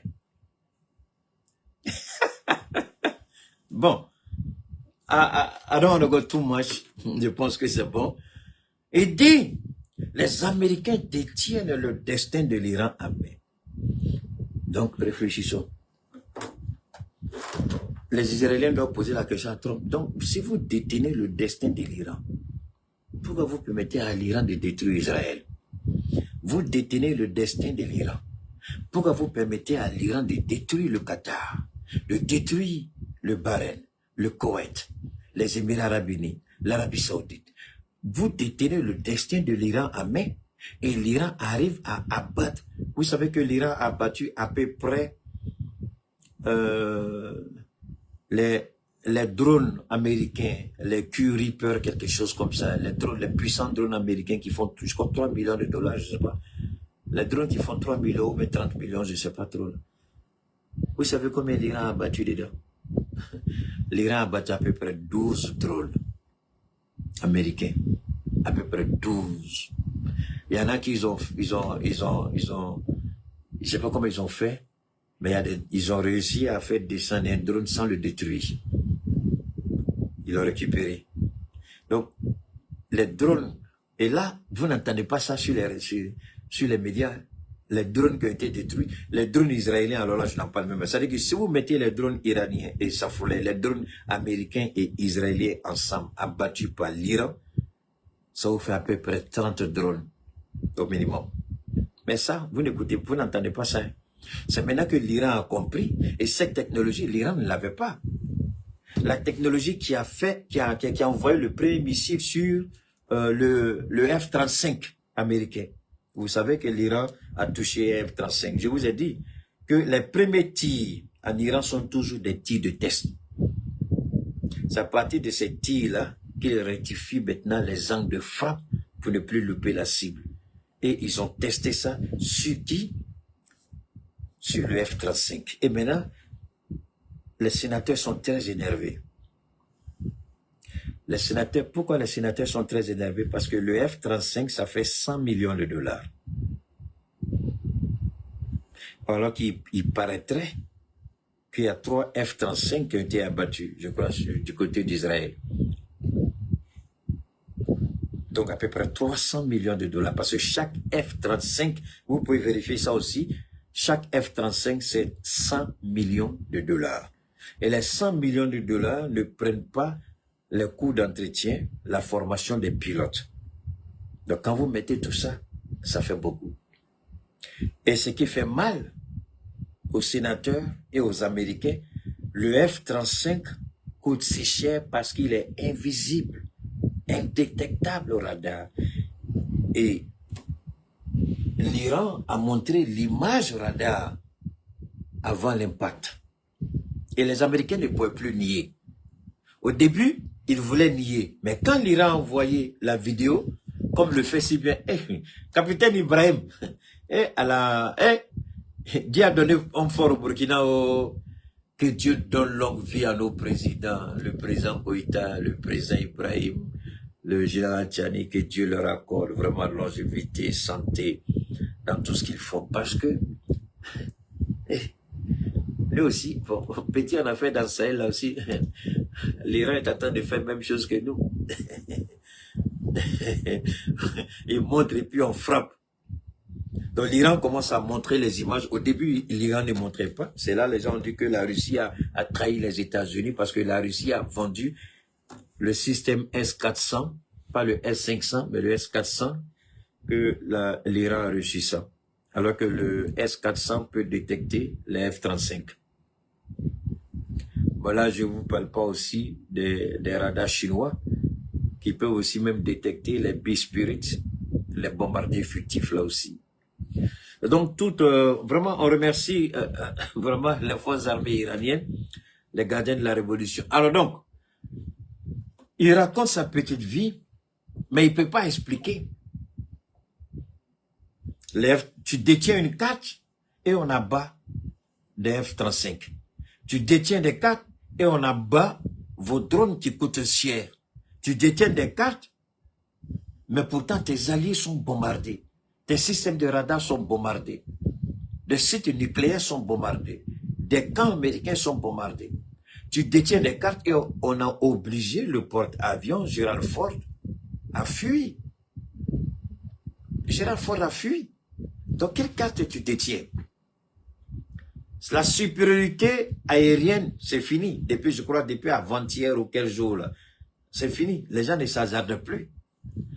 Parce que vous savez, le premier F-35 qui a été touché, qui a atterri illico presque, les gens pensaient que c'était Ok, merci beaucoup à toi, Karim. Donc, les gens pensaient que c'était une erreur de la part de l'Iran.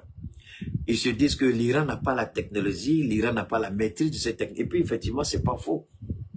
L'Iran n'a pas la maîtrise de la technologie. Mais qui manipule alors les S-400 ou les radars chinois? Parce que je ne sais pas si c'est le S-400 qui a battu ou si c'est le radar chinois. En tout cas, c'est entre les deux. Est-ce que les Iraniens sont perfectionnés? Ils sont en formation. Et puis la guerre est venue. Donc c'est ceux qui maîtrisent qui vont forcément manipuler ça pour l'Iran. Alors donc, quand un idiot sort comme ça et puis avec sa sale gueule, il vient, il parle, il fait comme si nous on n'est pas informés. C'est pourquoi moi, j'ai demandé à nos présidents, président Goïta, à ton frère Ibrahim et le champion Tiani. À cause de Dieu, est-ce que vous pouvez revoir les manuels scolaires chez nous ici dans l'AES? Parce que moi, je ne sais pas pourquoi nos enfants doivent utiliser ces manuels scolaires-là. Moi, je ne comprends pas. Hein. Je sais que le Mali a fait, comment on appelle ça, il y a eu, ils ont demandé aux enseignants, aux spécialistes, de faire des propositions. Au Burkina aussi, je crois, au Niger, je ne sais pas trop. Mais il faut qu'on arrête d'utiliser les manuels de ces gens-là parce que c'est truffé de mensonges, de manipulation. Il y a trop de mensonges dedans. Qu'on arrête ça. Alors, quand vous écoutez les journalistes de ces pays, qui se proclament spécialistes de chez nous, dans nos écoles, nos enfants vont étudier au moins 20-30 matières. Là-bas, s'ils ont trop étudié ces 7, 10, ça ne vaut pas 10 matières. Mais ils sont mieux que nous. Alors, moi, je ne comprends pas pourquoi on va utiliser 20 matières alors qu'on n'a pas besoin de ça. Mais étudions ce qui est bon. Monsieur le président de l'AES, est-ce que vous pouvez choisir, c'est-à-dire que chaque niveau, ok, si vous classez des CP1, ce que l'enfant doit savoir, c'est ça. Le manuel est là. CP2, quand il va au collège, là, d'accord, voilà ce qui est. Alléger, parce que c'est trop long, les enfants. C'est pas ça. Ça, là, tant qu'on va continuer de lire les idioties de ces idiots-là, ils savent qu'ils nous dominent sur le plan culturel. Parce que la formation, l'éducation, c'est dans la culture. Il faut rompre tout ça. Et ça, c'est moi, hein, je ne demande pas aux parents de faire comme moi. Moi, par exemple, je me rappelle une fois, je crois que je vous ai dit, une fois, on m'a convoqué, on dit, mon fils, j'ai dit, petit, j'ai dit, monsieur le directeur, il dit oui. J'ai dit, monsieur le directeur, il dit oui. J'ai dit, avant, à l'arrivée d'Assimi, aide au développement, le Mali recevait, il dit oui. Aide budgétaire, oui. J'ai dit, est-ce que tu peux me dire, avec certitude, combien de matières sont enseignées dans les écoles en France? Est-ce qu'en Allemagne, on parle de l'Afrique, on parle du Mali? Est-ce qu'en Angleterre, on parle de ça? Alors, pourquoi vous pensez que si mon fils ne connaît pas ça, c'est un problème pour vous? Moi, je vous ai dit que mon fils vient ici pour connaître tout ça. Il vient pour avoir les armes. Donc, moi, là, les parents, c'est leur problème. Mais moi, je suis parti, j'ai dit, bon, je ne veux plus jamais qu'on m'appelle parce que mon fils, ça là, c'est pas son... Je m'en fous. Puis je le soutiens dedans. J'ai dit, parce que je suis allé là où tu n'es pas arrivé. Et toi, tu étais meilleur de ta classe, non? Il dit oui. Mais la femme qui te paye, là, elle n'a pas de diplôme plus que toi. Elle n'a même pas la moitié de tes diplômes. Donc, tout diplôme que tu as eu, c'est pour être directeur d'école. Mais elle n'a aucun diplôme. L'école, elle lui appartient. Tu peux m'expliquer comment? Il est resté, il m'a regardé. Il dit, bon, ne m'appelle plus ici pour ça. Parce que je ne révolte pas les parents. Mais moi, à mon niveau, je m'en fous que ce soit école publique, je m'en fous que ce soit école privée. Mon fils va là-bas, on dit c'est comme ça, il dit, hey, laissez-le tranquille, je m'en fous, c'est pas votre affaire. Voilà. Parce qu'il y a des choses qu'il ne faut pas accepter. Nous, on étudie ici comme des animaux, on bûche comme des idiots, alors que les petits sont ici, ils font rien, 2-3 matières, après c'est eux qui sont dans les cartes, et puis c'est eux qui vont venir dans des zones dans nos présidents. Et on ne peut pas changer ça. C'est pourquoi je demande à nos présidents, s'il vous plaît, revoyez encore ces histoires de, je ne sais pas, manuel scolaire, tout ça là, il faut arrêter. Il faut arrêter. Ça là, et ça, pourquoi ils nous ont donné tout ça? Le temps va finir de regarder là, eux ils sont devant. Est-ce qu'ils n'ont pas gagné pendant 60 ans? On a fait quoi? En combien? 50 combien? Personne. On est à 50 combien? Ça fait plus de 50 ans. On lit les mêmes choses. On n'a pas fabriqué fusil. On n'a pas fabriqué voiture. On n'a pas fabriqué vélo. On n'a pas fabriqué avion. Mais eux, ils font 2-3 matières, ils ont fusé. Et nous, ça ne nous pose pas un problème. On veut toujours étudier les mêmes choses. Mais il faut arrêter un jour. Moi, je suis contre ça. Je le dis, ça n'engage que moi. Moi, je suis contre ça. Moi, je leur ai dit, mon enfant, c'est pas un idiot. C'est pas un répétiteur. C'est moi-même, et même ici, son maître. Il dit, bon, il est fort quelque part. On lui dit, oui. Il dit, bon, tu travailles sur ça. Le reste, là, il faut laisser. Il dit, ah, il dit, oui. Il dit, il n'a qu'à avoir zéro, c'est pas un problème. Où il est fort, là, concentre-toi là-bas. Où il n'est pas fort, là, il faut laisser. Parce que moi-même, là, je suis parti à 0 en mathématiques. Et tu m'as, et d'accord, Dieu est témoin. Et puis, j'ai frappé le bac. Parce que j'avais 19 en philo qui était un coefficient 7. Mathématiques, c'était 2. Anglais, 16. Français, 16. Tout le reste. Donc, est-ce que j'avais besoin des choses? Ça, c'est moi. Je parle de moi. Donc, quelqu'un qui a connu ça, qui a traversé ça, qui a frappé son bac, qui est parti à l'université, qui a fait tout ce que vous connaissez comme études, et puis, je vais laisser les gens imposer un dictat à mon fils. Pourquoi j'ai fait ça? J'ai été aux États-Unis, j'ai vu comment on enseigne, j'ai vu les matières qu'on enseigne. Moi, je me suis assis et puis j'ai mordu mon doigt. Il dit, c'est ça seulement vous... Souvent, mais ils n'écrivent même pas. Hein. On leur donne fiche avec des colonnes, des cases. Ils n'écrivent même pas. Demain, l'appétit américain, n'a qu'à écrire devant toi. On dirait mouche est tombée dans l'encre. Mais c'est lui qui va compter mon salaire pour me donner. Alors, donc, on revient. Alors, on va revenir. Donc, vous voyez un peu cette stratégie. Mais, attends, cette partie m'intéresse plus. Je vais rester là. Il y a une partie que vous devrez écouter. Why did they just shoot down one of our stealth fighters? Voilà. If we're completely in control of the country. So. Ok, voilà, on va écouter rapidement et puis on va avancer. Anything.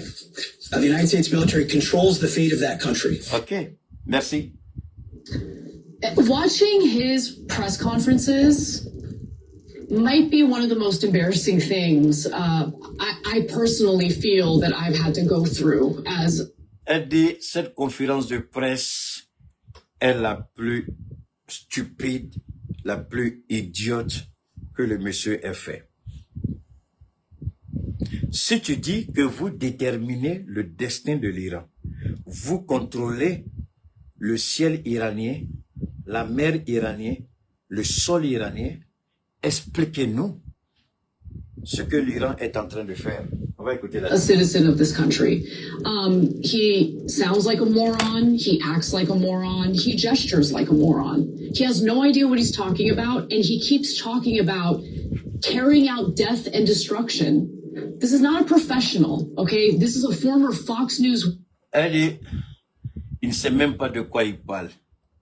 Il ne fait que répéter, tuer. Est-ce que un ministre de la République doit parler ainsi? Mais ce qu'elle connaît et refuse peut-être d'admettre, même si je suis d'accord avec elle, c'est que le patron du monsieur, il s'appelle Donald Trump. Et Trump, c'est le plus grand menteur que l'histoire ait produite, que l'histoire de l'humanité ait produite. Donald Trump. On va écouter puis repartir rapidement sur notre élément. Weekend host and a drunk. So he's talking about like, we control that country completely. Do you? Then why is the Strait of Hormuz closed? Why did they just shoot down one of our stealth fighters if we're completely in control of the country? Ok. So. Et si réellement vous contrôlez l'Iran, expliquez-nous pourquoi le détroit d'Hormuz est fermé. Expliquez-nous comment ils arrivent à abattre nos avions. Expliquez-nous comment ils arrivent à abattre, à détruire nos radars. Vous ne contrôlez rien. Vous mentez. Vous manipulez. Et c'est décevant. Mais il y a un autre élément plus important que je voudrais partager avec vous, si vous le souhaitez. Permettez-moi de revenir rapidement ici. Il y a... Permettez-moi, je vais revenir ici. Où est la dame là? Il y a une partie que je voudrais partager avec vous. J'espère pouvoir le faire. Non, l'Iran, en tout cas, l'Iran a parlé. Permettez-moi, je vais ramener ça aussi en arrière. C'est vraiment... On n'en sait rien. Est-ce que lui, il a les bonnes... Ok.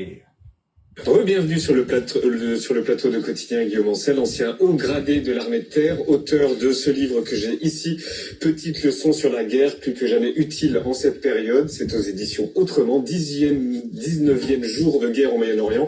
On vous a demandé un mot pour décrire ce moment, le moment qu'on vit depuis 19 jours?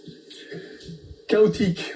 Chaotique comme Donald Trump, chaotique comme la situation, chaotique comme tous ceux qui essayent de comprendre ce qu'il trame ou ce qu'il ne supporte plus dans des opérations qu'il lance alors qu'il avait promis à son électorat qu'il allait éviter les aventures militaires et manifestement il ne se souvient déjà plus de ce qu'il avait promis.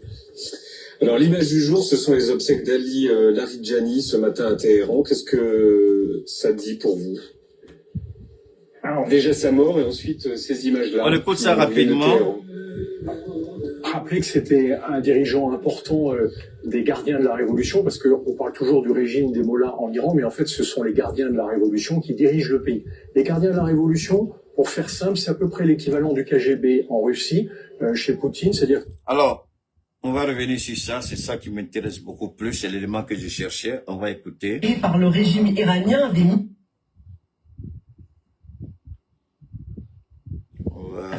ont frappé 2 villes. Permettez-moi, on va écouter ça. C'est ce que je souhaite partager avec vous.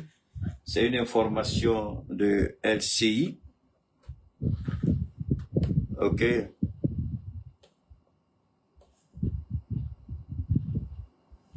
Alors, pour que ces gens-là parlent, ces Français surtout, le régime iranien, des missiles il aurait frappé 2 villes, Dimona et Arad, dans le sud du pays, faisant près de 200 blessés et de lourds.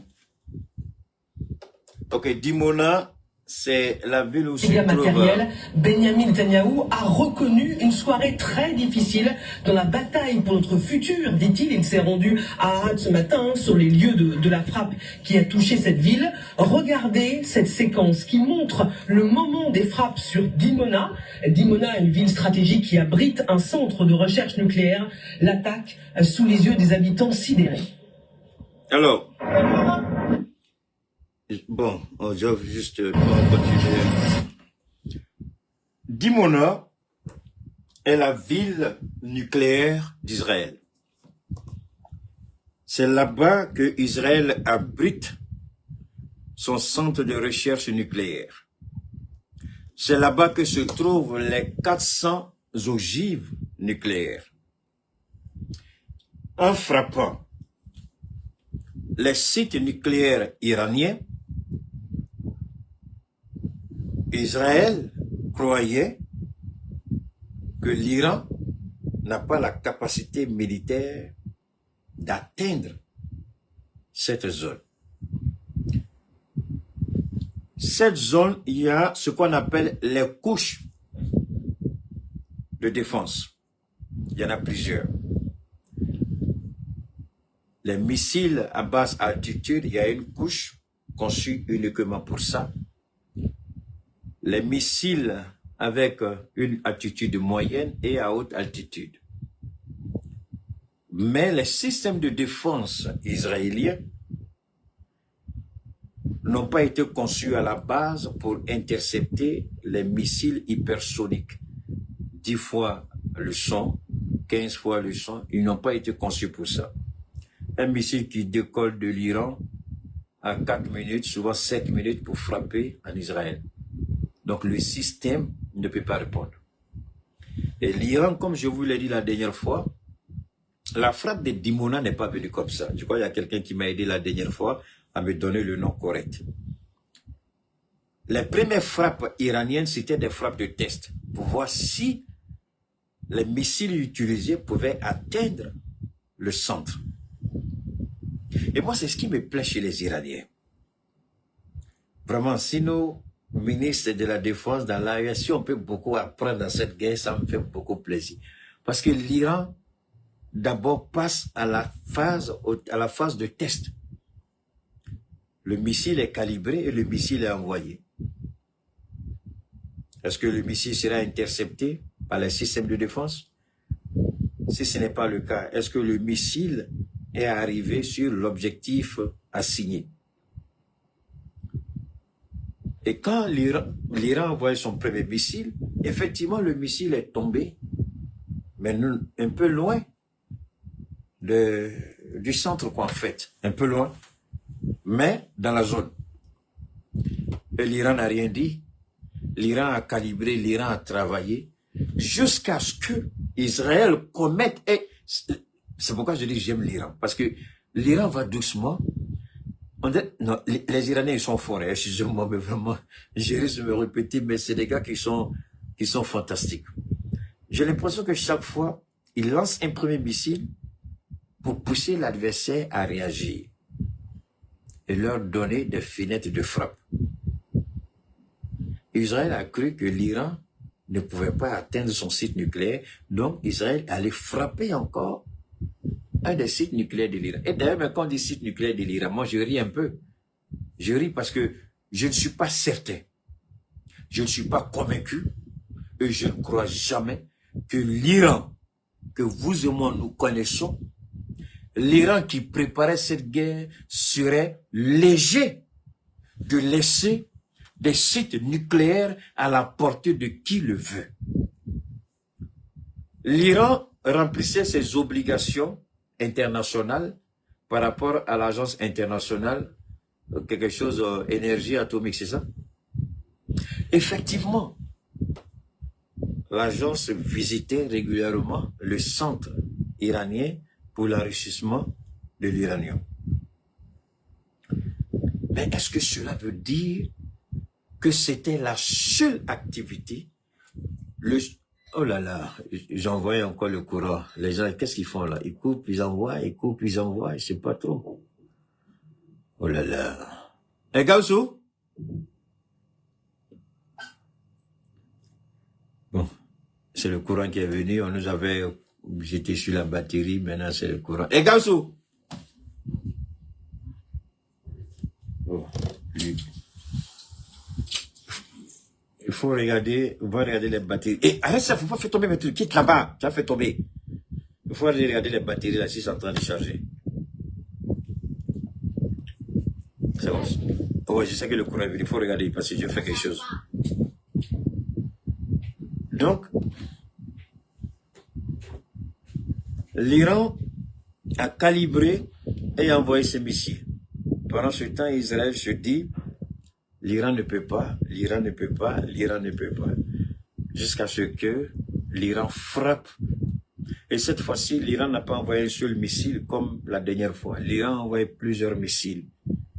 Et l'Iran, la technique de l'Iran est tellement intelligente. L'Iran envoie des drones et à l'intérieur des drones, il y a des fenêtres où l'Iran injecte à travers ces fenêtres 3, 4, 5 missiles. Ça peut être des missiles balistiques, ça peut être des missiles hypersoniques, en tout cas, peu importe les noms. L'Iran les met dedans. Donc, le temps que vous activez à descendre les drones, les missiles passent et puis vont frapper les objectifs. Et c'est ce qui est arrivé à Dimona. Dimona, où se trouve l'entrée du site nucléaire, l'entrée a été frappée. Et les gens ont eu même peur s'il n'y aura pas de fuite. Ils ont touché le site proprement et correctement. Pas seulement le site. C'est dans une ville. La ville elle-même n'a pas été épargnée. La ville a été frappée aussi par les missiles. Quand nous disons ça, ce n'est pas de gaieté de cœur que nous le disons. Mais nous le disons parce que tout simplement, ceux qui sont à la tête de ces États-là se croient supérieurs, croient qu'ils ont les moyens, croient qu'ils peuvent dominer l'Iran et soumettre l'Iran à leur volonté. Et vous avez entendu la dame elle-même, Benjamin Netanyahu a confié devant caméra qu'il n'a jamais pensé que ceci pouvait arriver à Israël. Alors que l'Iran continue de dire toujours, je n'ai pas encore commencé ma guerre. Alors quand vous regardez la destruction en Israël, et pratiquement tous les objectifs militaires ont été atteints par les missiles. Alors, et quand la guerre va commencer, que deviendra réellement Israël? Est-ce que les Américains pourront continuer à protéger Israël? Non. Parce que même, je crois qu'il y a un missile même qui a été intercepté au-dessus de Jérusalem où les gens pensaient que l'Iran ne pouvait pas frapper Jérusalem puisque c'est la ville qui appartient aux 3 religions. D'accord? Le judaïsme, le christianisme et l'islam, puisque la troisième grande mosquée de l'islam se trouve à Jérusalem. Donc les gens se sont posé la question, mais pourtant l'Iran a frappé. Alors, je ne sais pas quelle était la cible, mais en tout cas, Jérusalem a subi des secousses. Ce que nous devons retenir en un premier lieu,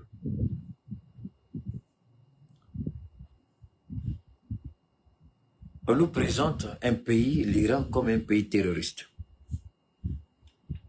Mais qui présente l'Iran comme étant un État terroriste, c'est un État génocidaire qui présente l'Iran comme un État terroriste. Alors, comment un État génocidaire peut présenter un autre État comme étant un État terroriste, alors que toi-même, tu commets le génocide? Au motif que tu n'es pas d'accord avec ceux qui ont attaqué ton pays, il faut tout raser, il faut tout détruire. Et le monde impuissant regarde Israël détruire la Palestine, détruire le Liban. Parce qu'on a compris après que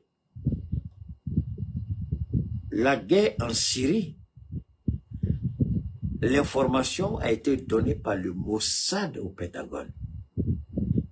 L'attaque contre l'Iran, l'information a été, je dis contre l'Iran, c'est frôlé, contre l'Irak de Saddam Hussein, l'information a été donnée par le Mossad à la CIA et au Pentagone.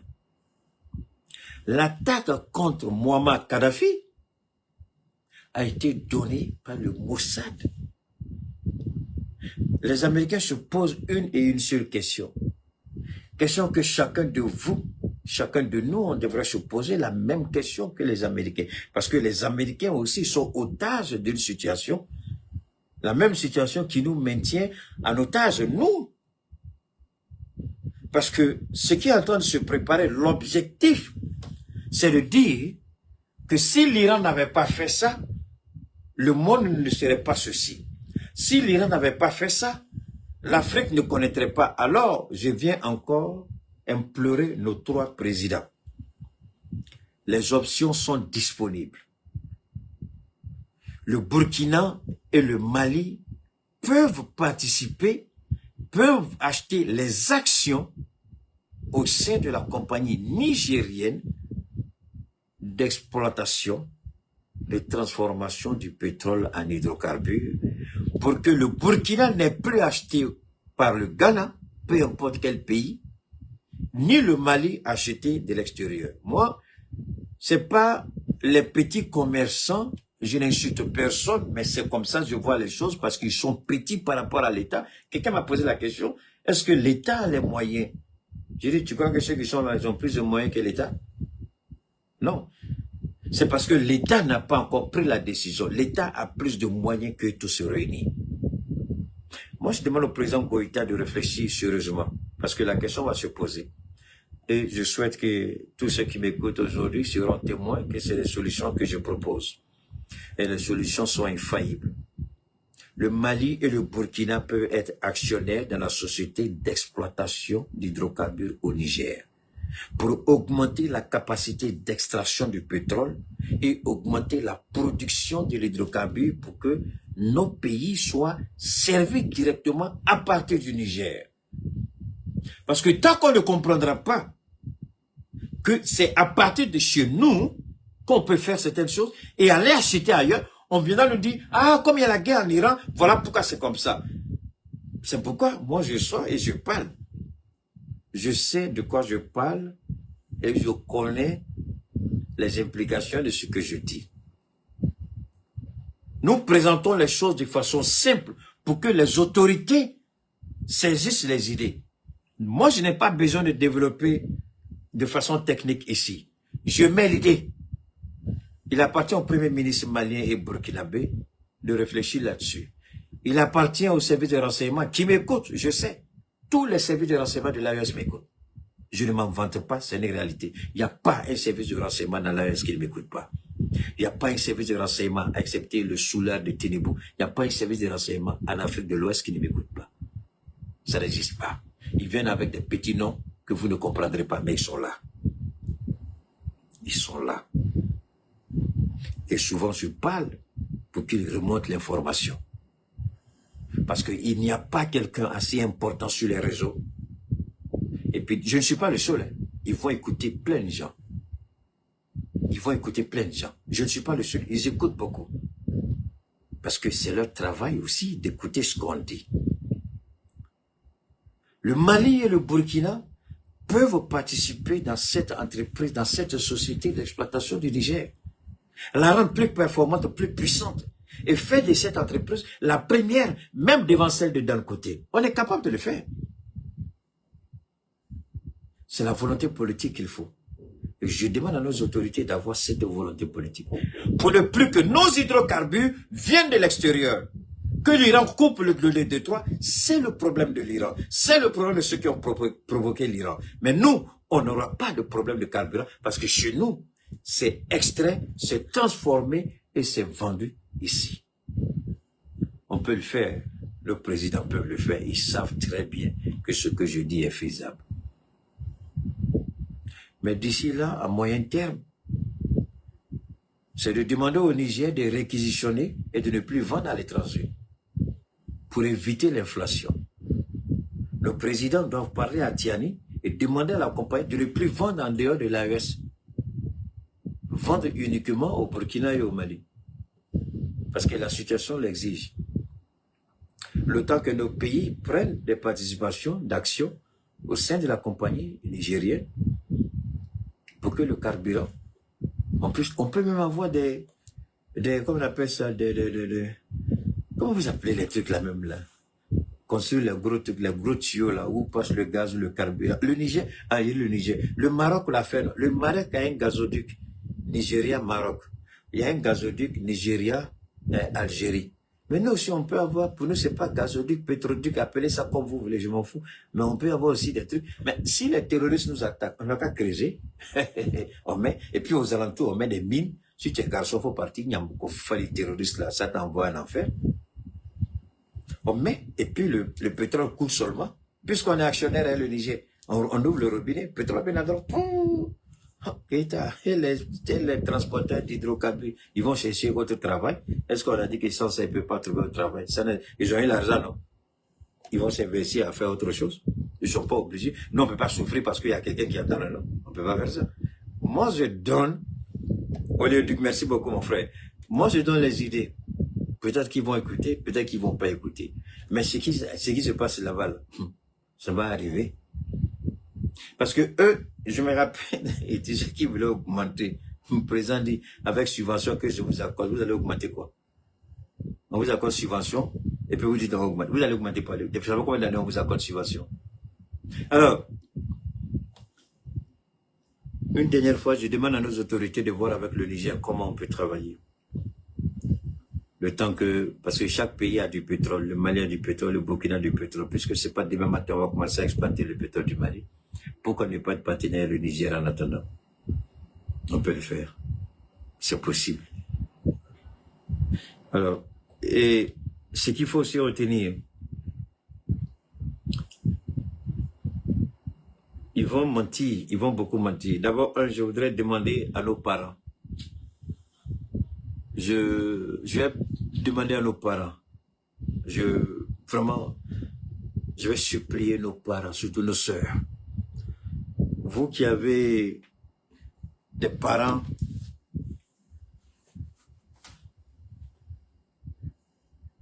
à Dubaï, vous avez des sœurs mariées peut-être à Dubaï, vous avez des amis installés à Dubaï, il faut leur demander de faire beaucoup attention parce que cette guerre n'est pas prête à finir. Et même si elle finit, les implications immédiates sont énormes.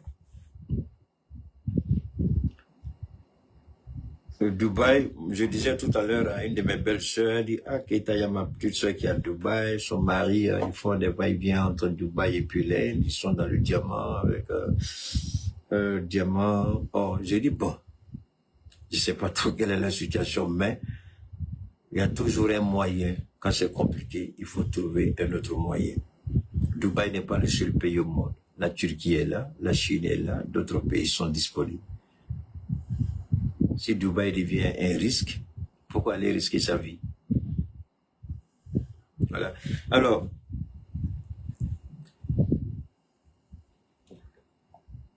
Dubaï va frapper, je dis Dubaï, l'Iran va frapper tous les pays dans le Moyen-Orient. Je répète, l'Iran va frapper tous les pays dans le Golfe. Une dernière fois, l'Iran va frapper tous les pays dans le Golfe.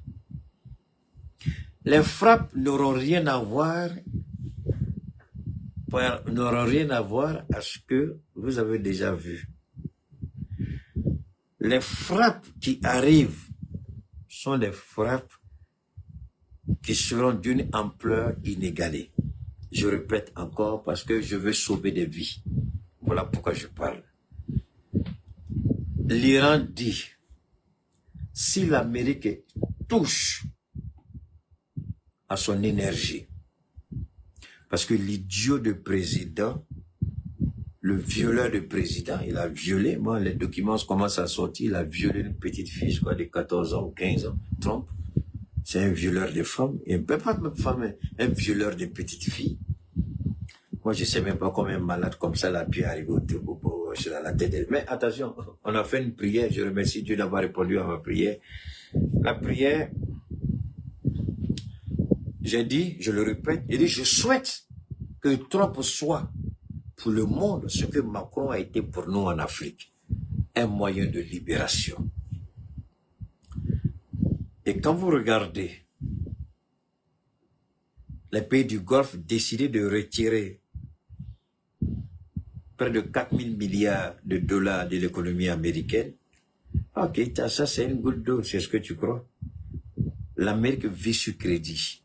L'Amérique n'a pas l'argent comme ça. L'Amérique vit sur crédit. Ce n'est pas seulement le fait de retirer 4 000 milliards, c'est le message que les 4 000 milliards vont envoyer. Parce que c'est comme ça que le monde des finances marche. Ce n'est pas tant le compte d'opération que vous allez fermer, mais ce sont les conséquences de la fermeture de votre compte d'opération sur le marché mondial. C'est de ça qu'il s'agit. Et si ces pays-là se retirent, mais ils ne veulent pas le faire de façon brutale, ils l'ont dit, ils n'ont pas rompu leur alliance avec les États-Unis, mais ils vont retirer leurs capitaux mollo, doucement, doucement. Ils veulent plus, et tous les projets d'investissement ont été arrêtés. Parce qu'avec l'arrivée de Trump, si je ne m'abuse, il y avait, je crois, l'Arabie Saoudite seule avait décidé d'investir 500 milliards de dollars sur les 4 années de Trump. Ça, c'est l'Arabie Saoudite seule qui avait décidé ça. Et je crois aussi que l'émir de Dubaï, là, des Émirats, lui aussi, je crois qu'il avait décidé d'investir, je sais pas, c'était relativement bas que le Ben Salman. Lui aussi, c'était à peu. Mais en tout cas, quand vous mettez tout ensemble, Trump a fait un voyage dans dans trois pays, je crois. Il y avait Qatar, Arabie Saoudite et les Émirats Arabes Unis. 1000 milliards, ok, merci beaucoup. Donc, à peu près 1000 milliards. Donc, c'était énorme. Non, ça c'est l'Arabie Saoudite, mais le voyage a lui-même tourné autour de 3000 milliards, je crois. C'est ce qu'il avait récolté, c'est ce qu'ils avaient décidé d'investir. Donc, ils ont décidé de réfléchir. Donc, cet investissement-là, il y a eu ce qu'on appelle postpone, c'est-à-dire ils ont mis un coup d'accélérateur. Et ça, ce n'est pas bon pour l'économie américaine. L'Amérique vit sur le marché, c'est-à-dire c'est l'économie tertiaire. Ce n'est pas toute l'économie secondaire qui est industrielle, parce que l'économie a 3 étapes. Il y a primaire, secondaire et tertiaire. Primaire, c'est ce que nous on a ici. D'accord? Secondaire, ce sont les installations, les usines, tout ça. Et tertiaire, ce sont les services. L'Amérique vit sur les services, parce que la plupart des entreprises ont été délocalisées en Inde, en Éthiopie, d'accord? Et puis en Chine. La Chine étant devenue un peu chère, ils sont en train de quitter un peu la Chine pour aller en Éthiopie et puis en Inde. Voilà, parce que là-bas se trouve ce qu'on appelle la main-d'œuvre qualifiée pour la confection de tout ce que vous connaissez, tous ces coloris que vous voyez là. Tout ça, bon, vous voyez, c'est élégant, c'est joli, mais tout ça, ça vient de Dubaï, c'est vrai, mais ça a été, qui fait ça? Ce sont des petits Chinois qui sont mal payés qui font ça. Voilà. Il y en a plein.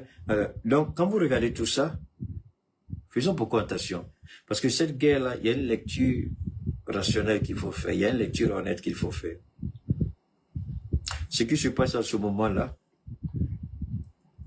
parce que quand ça va péter sur les Américains, quand l'économie américaine va commencer à aller mal, alors que moi, ce que je mange ne vient pas des États-Unis, vous allez voir que d'une certaine manière, par une certaine alchimie, par un certain magie, vous allez trouver tout de suite que ce que je mange sera impacté parce que les Américains sont en train de souffrir. Il faut que moi aussi je souffre. Alors, cette guerre, je le dis une dernière fois, ils ne gagneront pas cette guerre. Parce que cette guerre, d'abord, c'est un désastre économique. Malgré tous les mensonges de Trump, il veut rassurer les marchés. Alors là, je voudrais être honnête avec vous. Faites beaucoup attention à ce que vous écoutez. Parce que un président américain, quand il parle, c'est comme ça que sa fonction a été déterminée. La fonction d'un président n'est pas déterminée par rapport à la personne physique. La fonction d'un président est déterminée parce que c'est la fonction morale et non physique. Je peux être président.